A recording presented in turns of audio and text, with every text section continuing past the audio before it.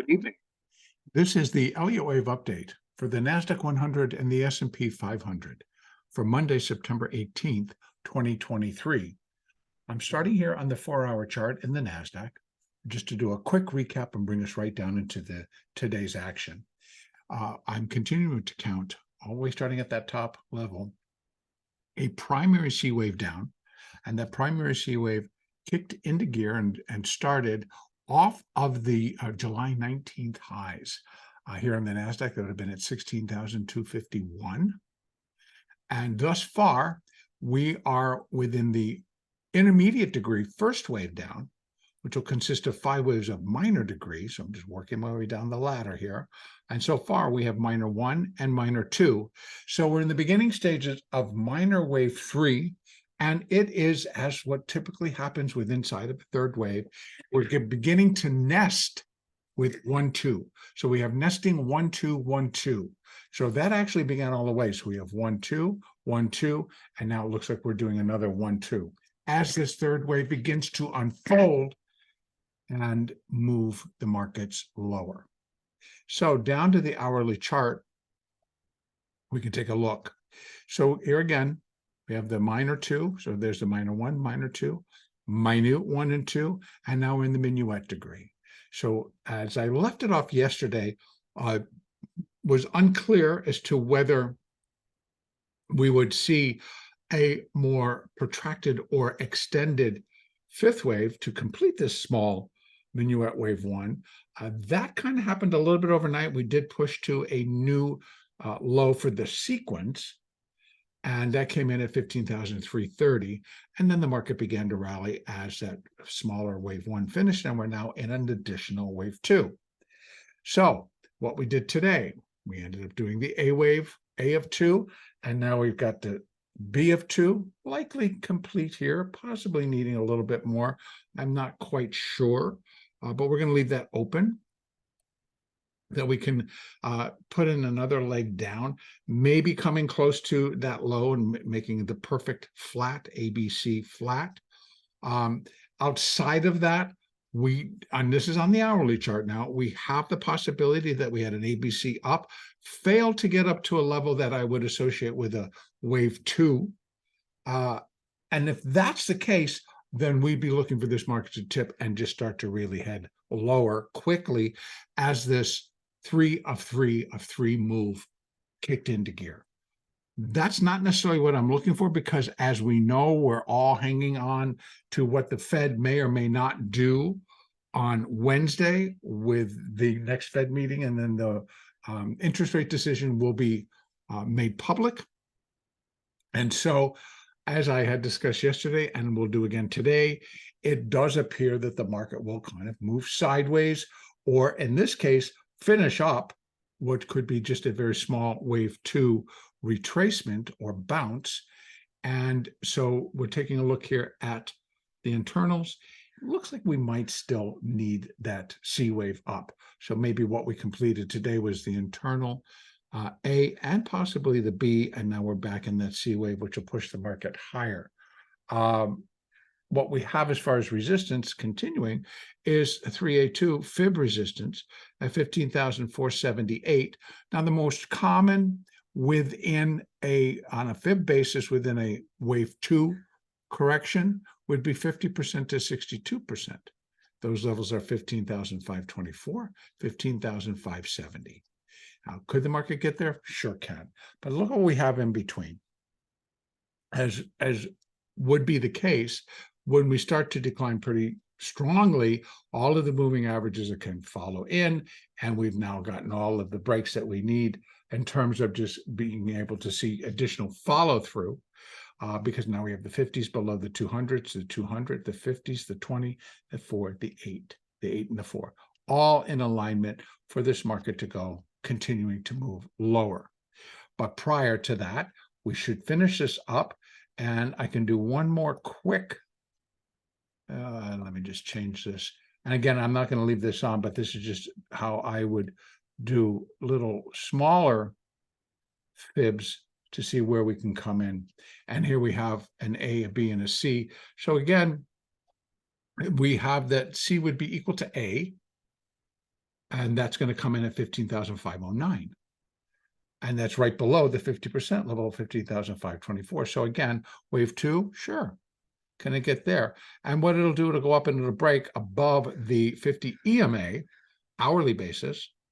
And that's sitting just above resistance at 15,478. So again, as I've discussed so many times before, often when we're looking for pullbacks or bounces after an initial decline or rally, then often the moving averages, the 50 and the 200s, seem to come in right around the 382, 50%, 62% retracement levels.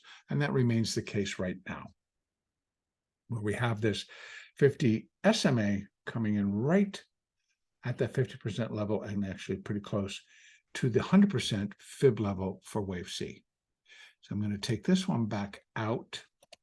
And now we know we have that, because I don't want to clutter up the chart, and that gets a little bit confusing. So those are our levels here.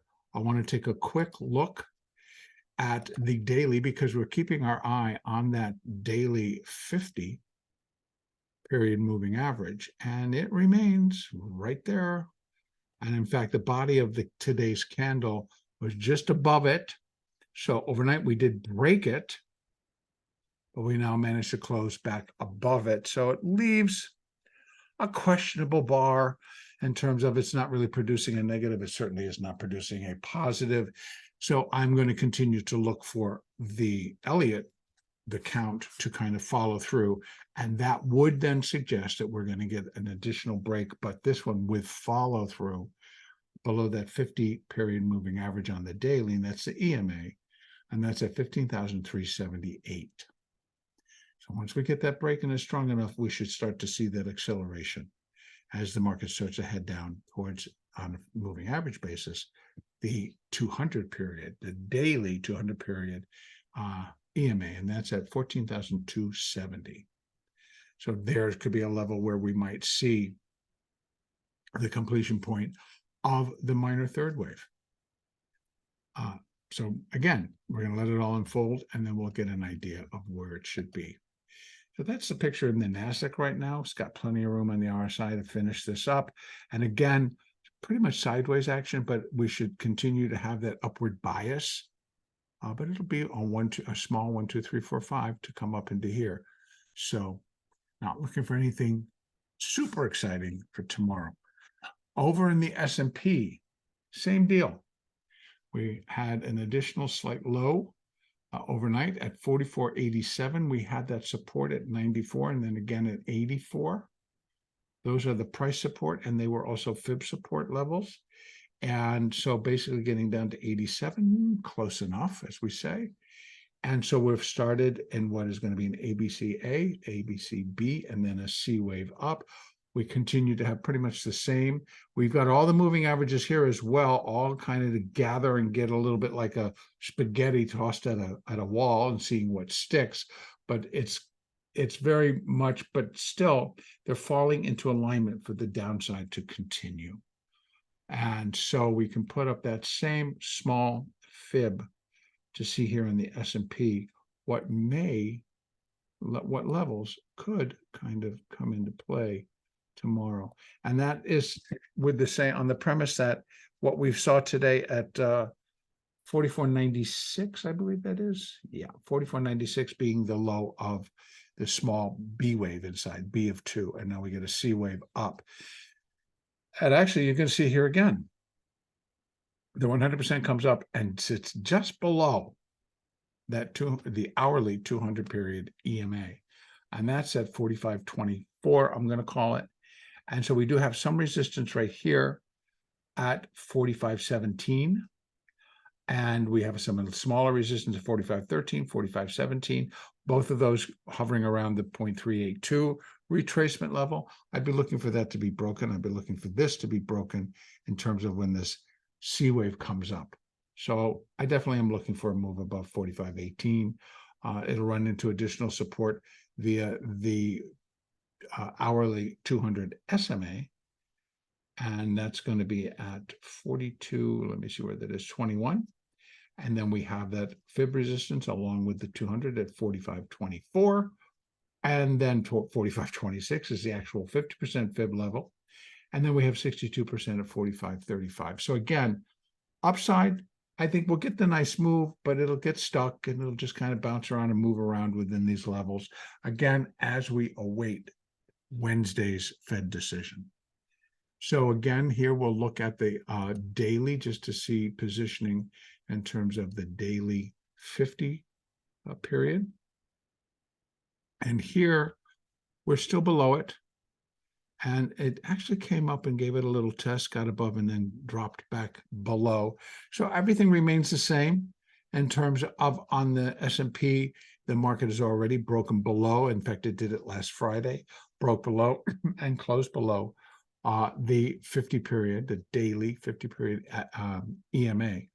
So I'm looking for that to pick up again and provide, once we start to break and we get below 45.84, I'm going to call it, as we begin to put in that minute 3, but we'll be inside the minuet wave 3 of the minute 3 of the minor 3. So again, a lot of thirds coming in, and this is where I also would just include once it starts to unfold. So we get 1 2 1 2 and then a 1 2 3 4 5 of 3 4 5 of 3 4 5. Then that'll then put in all the way down so that we have the intermediate degree first wave. So again, 1 2 1 2 1 2 3 4 5 of the minute 3 4 5 of the minor 3 4 5 minor 4 5 of the intermediate wave 1. So it's going to stair step its way down. Once we get through the majority, the largest portion of the third wave, which is going to be, of course, the 3 of 3. And once that's all in, then it's just going to be a series of 4 and 5s to complete that larger intermediate wave 1. Okay, that's going to do it for today. Tomorrow, in terms of economic numbers, we have housing starts and building permits both due out at 8:30 a.m. Eastern, and then nothing. And in fact, Wednesday's reserved totally for the Fed. That's the only thing we got to look at on Wednesday, and that comes in 11 p.m. Eastern. Excuse me, 2 p.m. Eastern. I'll get it correct here eventually. 2 p.m. Eastern, Fed interest rate decision. 2:30, Fed Chair Powell's press conference. Have a great trading day tomorrow. Next update will be on Tuesday, September the 19th.